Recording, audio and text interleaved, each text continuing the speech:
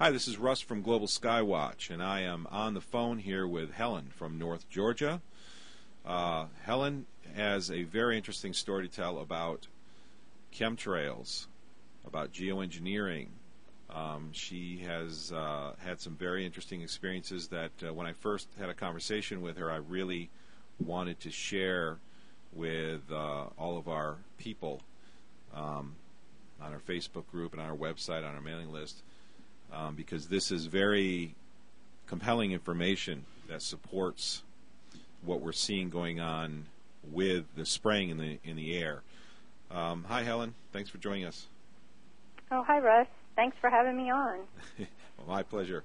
Well, listen, when we first had this conversation, I always say, I wish we had recorded that first conversation because we had I don't know if it was an hour-long conversation, and you just covered all kinds of stuff that was just amazing about what you have seen and what you have witnessed there in Georgia. Why don't you just start by telling us the story of what you've seen? All right. Well, my initiation into geoengineering firsthand occurred on May 30th of 2012, this past spring, and I'd just like to tell everybody what I witnessed. I had decided to run to the grocery store to grab some milk before it closed, and it was in the evening of May 30th, probably between 7 and 8 p.m. I jumped in the car, and about a mile west of my farm, I saw something that I've never seen. It was very strange. It was a military-type jet flying at a very low altitude. I'm going to say probably 10 to 15,000 feet, and it was spewing an opaque white liquid type of material, an aerosol material, from behind both wings. And the plane had no markings on it. It was sort of an olive brown or a black. It was a dark-colored plane. And it captured me so much by surprise that I pulled off to the side of the road with my jaw dropped, going, oh my gosh, And a friend of mine had told me about chemtrails about a year before. I hadn't really been avidly paying attention to it or anything, but boy, I'll tell you, this sure caught my attention. So, after, my surprise, I guess I stayed pulled over for about 40 seconds, and then I drove on and went on to the market. As I pulled into let me start by saying the plane, when I initially saw it, was headed sort of in east-northeast direction. And when I pulled into the grocery store parking lot, which is about, I'd say, a couple miles as the crow flies away, I saw the plane again. This time it was flying due west, and it was flying over the mountains and still spewing the opaque chemtrail aerosol, or what I assume to be the chemtrails, behind it. And that was the last that I saw of it. I did see the typical tic-tac-toe grid hanging rather low in the air. And so I thought this was really strange, and I went in the store and I got my milk and went home and thought, wow, I'll just act like I didn't see that, and maybe everything will be normal here, and then the next day, I went outside to take care of my animals, and I probably spent a couple of hours outdoors, and that was a Thursday, and so by Thursday afternoon, I had to run an errand, and my sinuses and my throat were a little bit irritated, and I'm not a person that's sickly. I don't have any allergies. I live on a farm. I'm constantly around hay and grass and dust, and it never bothers me. So I thought, well, this is a little strange, but, I'm not going to worry about it. Well, the following morning, Friday, I woke up just sick with a flu-like symptoms. My sinuses and throat were basically burnt. I had tightness in my upper chest and back. My eyes were bothering me, kind of burning. I had mental confusion. My spine and my joints ached. It was really, really strange. And as well as feeling ill, I noticed in subsequent days a lot of damage to my properties. Just the vegetation was spotted and yellowed. There were holes, peppered with holes from pinhole size to the size of, say, a diameter of a cigarette burn. Edges of leaves seemed burnt off, almost as if some type of a caustic acid had rained down on the farm. Have you seen anything like this before? No, I can't say that I ever have. So, yeah, I'm looking at some of your pictures because Helen actually sent me pictures. I have pictures of the actual chemtrails, some of the chemtrails you saw. Let's see. You also sent pictures of of some of the leaves. I see, and let me take a look at this one picture you sent me. You have these leaves that have these brown spots that look like somebody just sprinkled acid on the leaves, because there's little blotches, different size blotches. Some are bigger, some are smaller, on all these leaves. Just like if somebody sprinkled acid on it and the leaves just died in that spot. Do you remember seeing those? Oh, yeah. I'm still seeing it 6 months later. I looked at that all summer long. I had leaves falling on my deck that were yellowed, that were gray and brown spotted. I was sweeping leaves off of my deck all summer, which is non-characteristic. That's the time, where we live, where everything should be lush and green and flourishing. Yeah, and you and do you remember seeing anything like this before the whole chemtrail event started happening in your area? I can't recall it. No, everything seemed pretty much normal, and I walk a trail, from my house to my barn several times a day. I've lived on my farm for 20 years, and I know every inch of it like the back of my hand, and I can honestly say I have never seen anything like what I'm seeing now. Yeah, and I have to concur with that. Exactly the same as that. I'm typically a pretty observant person, always interested in what's going on around me. But since chemtrails started, now chemtrails have been going on longer in this area. I moved here in 2008, but we started having a lot of problems with plants this year. Particularly, we had big black spots. The brown spots we're talking about that looked like somebody just sprinkled acid across leaves. We had that on a lot of the low-laying plants. You also have a picture here with holes that look like they're just kind of burnt through the leaves. Right. That seemed to be more on the leaves of the oaks. And I want to say something too here about my property was in a family farm. It had been farmed for years. Not my family, but it belonged to another family. And it has wonderful, beautiful old oak trees. I have, several large oaks that are probably in the 80 to 90 year range. They're magnificent trees, 150, 200 feet tall.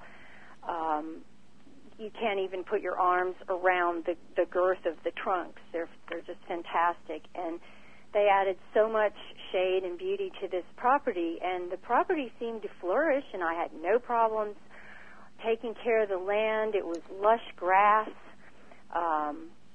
very healthy piece of property. Several years ago, the trees, I noticed these oaks were just slowly declining and just dying, and I'd have one die here, and then a couple of 3 years later, another one would just fade away. And I've been watching these trees dying and couldn't put my finger on it, and now, with what I witnessed, I believe I know the answer to what is killing these trees. And, of course, subsequently doing the soil testing to find out if the aluminum and the barium and the strontium and the titanium were present, and the tests which I had done have proven that all of those metals are present. Yes, you sent me your tests here, and I'm looking at them as we speak. You've done quite a bit of tests. We have horse manure here showing 6,659 parts per million of aluminum. Now the barium a lot lower. We have 0.763 parts per million, strontium 0.220, and titanium 1.290. But the aluminum just seems really high. What did the lab tell you, and what did your subsequent conversation about that aluminum level? What did you hear about the significance of that? Well, that particular manure that I sent in I collected it around July. This happened at the end of May, the initial spraying. Now, of course, they continued to spray us relentlessly all summer. There were planes going overhead, and I did keep a journal. I would encourage other people, if this is happening, I actually wrote down, when I would hear one. I jotted down the time and the day. 5 minutes later, I'd hear another one, or whether it was the same one, just crisscrossing and flying around. So I do have somewhat of a journal, of a log of the times of the planes, as well as, the soil sampling. The lab, so I happened to see the manure was, I was walking across the pasture, and it was a dried sample that had been out for a while in the summer, and it looked like it had just a real light, if you took an aerosol spray can and just had a little fine mist that landed on it, just a light little gray on it. And I thought, well, I've been looking at horse manure samples all my life, and it just sort of stuck out to me. Well, this is kind of strange, and all these planes flying overhead, and the horses were acting a little bit depressed and subdued and stressed. One thing that they had loose stools throughout the summer, which is not really a normal thing, and that was one of my symptoms in the first few days after I became ill as well. So this went on with the horses for months? Yeah. And how normal is that? Well, it's not really normal at all in the summer when it's warm and hot.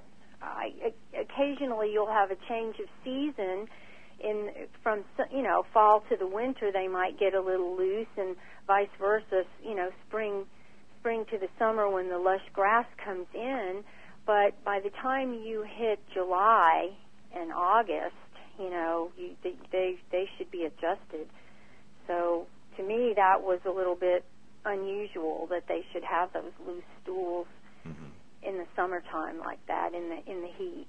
Right. Now, so you were going to continue and talk about what happened next, or what the lab told you about those levels. Were they high? What did they think of them? Or they did. I sent in the horse manure. I sent in soil samples that I collected from. I went around to about 5 different locations where the trees were dying and looking unhealthy, and I dug down maybe 2 to 3 inches and made a composite and put it in a Ziploc baggie, a quart-sized baggie. And I also collected some bark, which I have noticed was beginning to develop a strange lichen-like scale on it. It's a sort of a grayish-green, bluish-green, gray color, and it seems to be taking over the barks of the trees and out on some of the limbs. And so in Mike Murphy's film, I got a lot of clues from that. That was just such a wealth of knowledge. And you're talking about what in the world are they spraying? That documentary about geoengineering and chemtrails, right? That's right. Yeah. I believe it was Deborah Whitman was talking about doing bark analysis, and so that's what gave me the idea and I also contacted her. I reached out to a lot of these people that I saw in the film because I felt so lost and I didn't really know what to do. And they were all just wonderful and helpful. So she encouraged me to do the testing, and so I sent these samples in. Well, it actually took me some time. I didn't know where to send them because this was a whole new ball game. And a friend of mine that had done some organic farming pointed me to a lab down in Georgia here. And so I by the time I found the lab, it was late summer or to early fall. So that's when I sent the samples in. And the lab did say that all the aluminum values were very high. Well, let me just go through and read to people what the test results actually said. You've got the horse manure test showed, like I said earlier, 6659 parts per million of aluminum. You had a sample that's called leaves, which had 2725 parts per million of aluminum. You had a sample called soil, which had 3750 parts per million. You had one that's called bark mixture, which is 2406 parts per million. And then you have blackberry bush is 365.5 parts per million. So are those high values? From what I understand, they are. I thought that I was told that 1,000 parts per million were considered, very high, or, some of the highest allowable values. So as you can see, these would be at least 3 times, an average of 3, in some cases 4 times the highest safe level. Safe level, yeah. And this probably didn't surprise you too much if after you've watched the film, Michael Murphy's film, you realize that in some places they had, I guess it was Shasta County, they've had aluminum in the snow that's like 1,000 times above the safe level. And we're not talking about normal levels, we're talking about the maximum safe level, 1,000 times above the maximum safe level. Remember all of that? Yes, the 61,000 parts per, I'm not sure if it's parts per million or per billion, but at any rate, just astronomical, off the charts. Yeah, these all say parts per million here. This test is dated in September of 2012, so this is pretty recent stuff. You have another one here from November, so this is just very recent. And you've got 4,630. So you took another sample of horse manure, and you had 4,630 parts per million of aluminum. And you also had a deep soil sample, which showed 1,000 parts per million. So what happened with that deep soil sample? How'd you get that? Well, I had some digging that had been done on the farm, and they had dug down about maybe 10, 12 feet and disturbed the soil. And so I thought, why not take some of this soil that came from way down and do a comparison. Also, Deborah Whitman, in my conversations with her, had said, why don't you get a sample of fresh manure that if you can catch something that just came from the horse that has not been sitting out for a couple of months in the spray, and that will give you a baseline. So I did that, and I got some horse manure. I, of course, set it aside inside and let it dry before I sent the sample off. And I had this work done at the farm where they had brought up some soil from quite far down below. And I thought, well, for kicks and giggles, let's just send that along and see, what the aluminum and the barium and the strontium and the titanium values are from the deeper soil. And as you can see, in both instances, both are less than the original samples, which had been sitting out on the surface.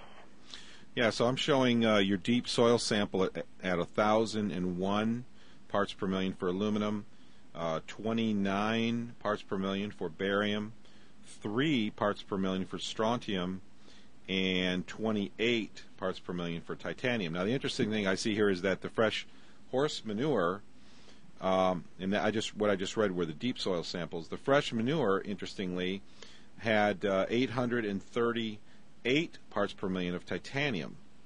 Do you know anything about that? Is that significant too? I don't. I have these results, but I don't really know how to read them. I would be interested in finding someone who, was an organic chemist that could look at these and tell me a little bit more about them. Mm-hmm. All I know is that the soil that came down deep is probably a third less. It looks like the aluminum on the surface soil was 3,750 parts per million. That was almost 4,000, and of course the deeper soil was right at 1,000. And then the aluminum that just came out of the horse was like 2,000 parts per million less. Yeah. So I can't explain it. I really don't know what these results are, but we have them here, and I would be really happy to find somebody that could interpret them for us. Well, I'll post this data on the same page as I post this audio interview, so that people can actually take a look and interpret it. It's my understanding that these are high. I mean, 60. I don't know. I'm not a horse guy, so I don't know what horse manure should have in it. But you were told. Told by some people who should know that this is very high. This is abnormal. And again, I don't know, for my own, I can't comment whether, in my own knowledge, I just have to go on what I'm told, so, but right. I do know that the damage that I'm seeing to my farm is unusual, the trees dying. It's not only on my farm. I've witnessed this all around the area. I have actually taken photographs on a neighboring farm about a mile away that has very similar damage. I'm noticing tree trunks, which are actually, instead of growing straight, they seem to be curving, like snaking. It's almost as though they're weakened, so that they're sort of collapsing in an S curve. And I've never seen anything like that. Now, obviously, since you've been doing this a while, I mean, you're not new at this. I mean, all these artifacts that you're seeing in all these plants are obviously new. I will tell everyone who listens to this that I have seen this stuff only recently since chemtrail. Before chemtrail started, I've never seen anything like these brown spots that look like somebody sprayed acid on the plants and they died in those particular spots, or the big black spots that were on the trees all over Bangor. I mean, it looked like it was artificially done. They were just like these, between penny size and $half size black spots spotted all over the leaves on almost all of them. And I've never ever seen anything like this except for the last few years here in the Bangor area. Anywhere you go, you've also got some pictures here of your horse, or maybe multiple horses, that show some problems going on there. What is that? Well, I had forgotten about that. I'm glad you brought that up. About 3 weeks after my incident, my close encounter, or my direct hit, however you want to call it, I, of course, was sick. I was trying to report this and document as much of it as I could. I contacted the local sheriff's department to report it. I contacted a local representative in Congress and made a personal visit. I showed photographs. I actually brought samples into his representative, and numerous people. I had the Forestry Service out twice. I contacted my local agriculture agent, county agriculture agent, and had him out 2 or 3 times. So in the meanwhile of feeling poisoned and sick, I was trying to do all this stuff and compile the records of the planes flying over. And so by the time I obviously was not going over my horses with a fine-tooth comb, trying to reel and recover from what had just happened to me. And so by 3 weeks later, I went out there and I had some time and I was feeling better, and I looked them over and I noticed that two of them had a really bad scald. One of them, on the lower portion of her neck where it joins into the chest, was probably about 7 inches long by, I'd say, 3 or 4 inches wide, just really nasty scald where the hair was burned off and it was actually a scab had formed there. And another one had on his hindquarter where it looked exactly as if something had fallen out of the sky, whatever fell, and where it hit him on his hindquarter, it just took off the hair. Yeah, I see that. I'm looking at that picture right now, and it just looks like the hair has been just kind of removed or fallen out, and it's largely bald. Mm-hmm. That's exactly what happened. And, of course, you've seen this every year previously since you've ever owned a horse farm, right? This is just normal, right? No, it's not at all. This is the first time you've ever seen anything like this, right? Pretty much. I mean, there's something that horses can get called rain rot. Mm-hmm. This is not that.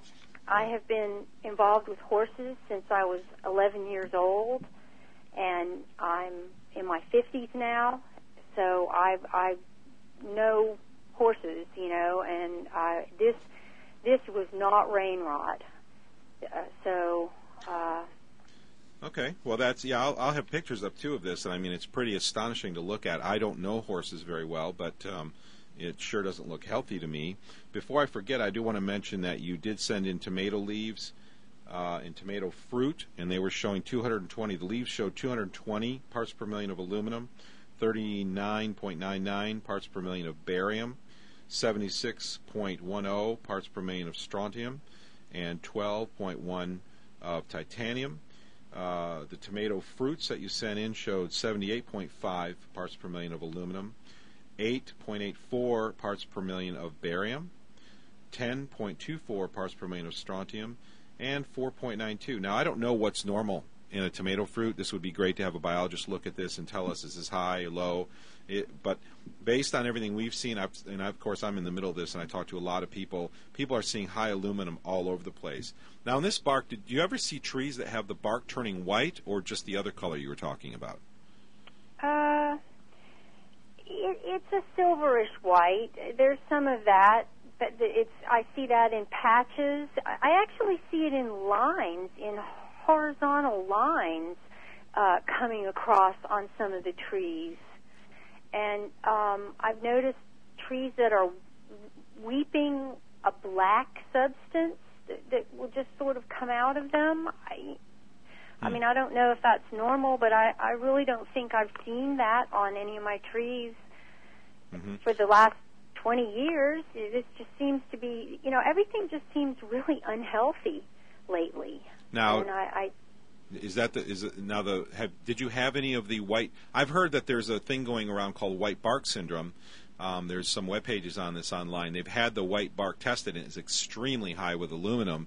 So I can only guess. I'm not a biologist, but I can only guess that the trees are uptaking aluminum from the soil, the free aluminum. Now there is bauxite in the soil, so a lot of people say, well, there's a lot of aluminum in the soil, but it's bound up. It's not free aluminum, so it's not available.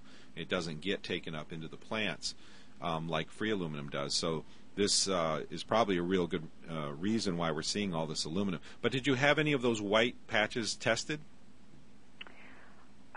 No, the bark that I took off was the silvery, sort of a gray, green, bluish green. Okay. But one thing I did notice on that, the bark that fell off of the trees when we had a hard rain, it turned white. I mean, it was like the color washed out of it. So I don't know what that means, but really, there was some bark that wasn't on the tree that either I had picked off and to look at and had just sort of dropped down beside the tree, and after we've had some rains subsequently, it had turned white. Huh. We had the pictures you sent me of the plants with, stuff I've seen here. It's the same thing that's going on here, and I've heard the exact same thing from numerous people around the United States and even in some other countries. We had zucchini plants. Zucchini plants had white, looked like a coating of mildew. It was like white powderish mildew that you just couldn't get rid of. That was on the leaves. And this is the third year I've had a garden. I've never seen anything like it. And the trucks, we got a couple trucks in the driveway. They were just growing mold on the trucks. I mean, it's just astonishing, the mold that's growing. Have you seen anything weird like that? I have. I have a lot of mold this year on some ground cover. There's a weed called the English plantain, which normally it's healthy and green when I've had it. This year it looks terrible, where it's yellowish and sickly, and it had that white, sort of a powdery, dusty-looking mold all over it. And even recently, just yesterday, I looked out at it, and everything looks very sick. The other thing I might point out to you in talking about the tomato fruits and leaves that I sent in, that was sent in from a pot that was grown on my deck in a planter, one plant in a planter. So that wasn't, out in the garden, although I did have a garden. And the acid, when we talked earlier about the spotting and the acid and the burning off of the leaves, the odd thing was that the food-bearing plants that I have on the property, such as a mulberry bush, the blackberry bushes, and my garden plants, whatever rained down on us, when it hit the food-bearing plants, it acted as if an herbicide had hit it, and it curled and furled the leaves up on the food-bearing plants. It did not do that to the other plants. Those reacted, as we said earlier, with holes, burn holes or yellowing, but I think that's very strange that the food-bearing plants reacted in a different way. Mm-hmm. Yeah, that is interesting. We had, I've got a few apple trees here, and last year, through 2011, the spraying here was actually significantly lighter than the years before. And incidentally, last year, the apple trees produced, we filled up several 5-gallon buckets full of apples. I mean, they just produced wonderfully. Never before, since 2008, when they started spraying hard, or this year, they produced probably, we got 10. It just nothing. Well, this is, wow. Yeah. How much help are you getting from the local government? I mean, I know they came out, they looked at things. What's their reaction? Any feedback from them? Well, they all acted as though they admitted something strange had happened. The sheriff's deputy came out. He said, "Wow, it definitely looks like something happened here." The agriculture, the forestry service. But I haven't really had a tremendous amount of follow-up or interest. The county agriculture agent has responded a few times. We're back and forth, but I'd really like to see these people a lot more fired up and interested, in delving into this mystery more than I seem to be getting. Yeah, I hear that. I'm having the same problems with a real lack of interest. What about, do you want to share anything about your horses? Anything that's happened with them or their moods? I mean, your horses, right? I do. These are animals that I have raised. I've had, 28. Two of them. I've had 28 years. One 25 years. Another one I had 20 years. I was breeding them for a while. So 4 of them I've had since they were foals, and they range in age from 8 years old to 18 years old. So, I know these animals very well, and I think that they are subdued and somewhat depressed. they don't really seem their lively selves, and I'm very worried about them because I don't really know what to do to protect them. They're out there eating the grass. They have to breathe the air. I mean, even putting them in a barn isn't really going to do much when, they're breathing the air and whatever is being circulated out there is blowing around. Yeah, I've wondered much about how animals are affected. Is there anything else you've seen? The dogs, the farm dogs, they seem okay. Again, I'm concerned. I have a cat that last spring developed a strange, his eye got really sort of goopy and didn't want to open. It just wanted to stay shut. And I didn't think, anything of it. I didn't realize we were being sprayed at the time, but it took a long time. I took him to the vet, and he gave me some ointment to put in it, and that really didn't seem to help it much. And I took him back, and we treated it again, and finally it got better. But now I begin to wonder, and I think, maybe it had something to do with something, a bacteria or a virus or some sort of chemical. It's very worrisome. Yeah, a lot of people I know are having eye infections. Not uncommon these days. I hear a lot of feedback about these illnesses. Well, how do you feel about all this emotionally? How's this affecting you that you're seeing all this damage take place? It seems to correlate with the spraying. You're having what looks like large amounts of aluminum. I mean, how does this affect you? How do you feel about this? I feel just devastated and shattered. I mean, this farm has been my life, and I have been so happy just doing what I want to do, living a life out in an outdoors lifestyle, being a law-abiding citizen, relying on myself, just not harming anyone, and to feel like that I have been attacked by someone that doesn't even know me, or whatever entities are out there doing this, whoever's doing this, whatever their purpose for this has absolutely devastated me. Mm-hmm. You've seen what it has done to your plants and your animals, and so I mean, this must just be, you live with this every day. I know I do. I smell and taste the chemtrails. I'm one of these hypersensitive people who smell and taste them, and so I live with the pain 24 hours a day. And I've wondered how animals with their hypersensitive senses of smell and taste, how they must be affected too. But this must must be very frustrating for you. Well, it is, and it's very expensive. I'm having to take measures now to try and save my farm. I'm investing in spraying some beneficial microbes on my trees and my land to try and help it to withstand whatever is being sprayed on us.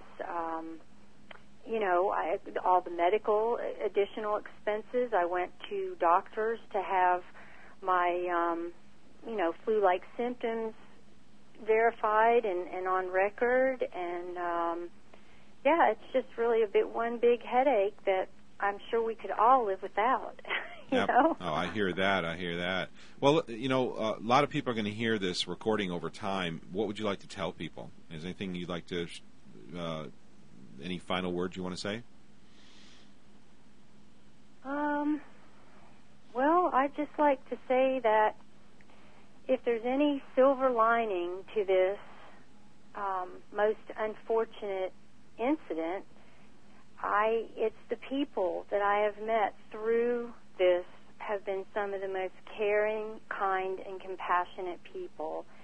And such as yourself, Russ, and many of the folks involved with the what in the world and why in the world are they spraying films. And I want to thank you for the forum that you are giving with your conferences and through your websites. And I feel energized that people are going to come together, and I really hope that we can do that, and people all over the world need to unite, and we've got to find a way to make this stop, because I am really, really worried for our Earth.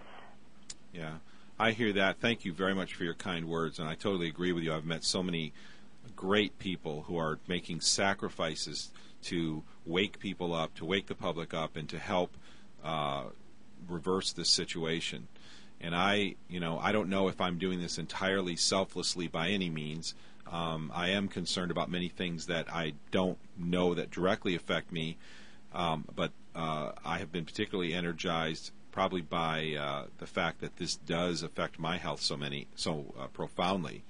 So I don't ever give myself credit for being being completely selfless in this, because I am suffering, and I'm just really, really angry that I have to live a painful life because somebody is dropping stuff. There's no question in my mind. I mean, there's not a lot. There's a little handful of debunkers out there who say, "Oh, you're lying, you're profiting from this," and it's just absolutely untrue. I don't want to be doing this. I have other things that I would love to be doing in my life, but instead I have to do this because this has to be brought to light. This has to be changed, and I am suffering every day from it. Every moment I smell and taste it. Every moment of the day, it goes up and down in intensity throughout the day, depending on how hard they're spraying, but it's in the air all the time. So, yeah. Well, I really. Well, thank you very much. Thank you for having me, for talking to me, and showing an interest in my story. And I certainly hope if my experience can enlighten others or help them to come forth and tell their stories and not be afraid. Collect your samples and your data. Go out there, report this to your local authorities. We've got to start standing up and screaming about this to everybody and anybody that will listen. Absolutely. Collecting data. I'm so glad you got data, because you've got actual samples from labs here, and I think that is so important. If you're seeing this kind of damage on your plants, if you're seeing your animals harmed, take samples like Helen did, get them tested. It's usually not very expensive. And as we collect data, and we have a growing body of samples, quite a few samples from around the world, really, that are all showing the same general patterns.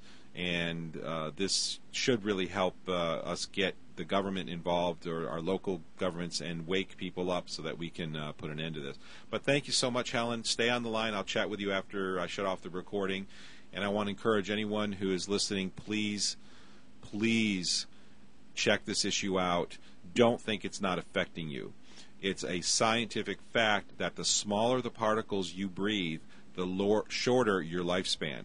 The more numerous the airborne particles you breathe, the shorter your lifespan. So now that you have been flooded with all of these metallic, many ionic particles that are floating in the air that are very, very small in size, you must ask yourself how many years of your life have been cut off. We know that lifespan is directly proportional to the smallness and the quantity of these particles. So even if you don't feel it like so many of us do from day to day, know that it is affecting you. So thank you so much. And if any of you listening want to share your story, you have compelling information, please contact Global Skywatch, and I'll be more than happy to talk to you. Thanks so much.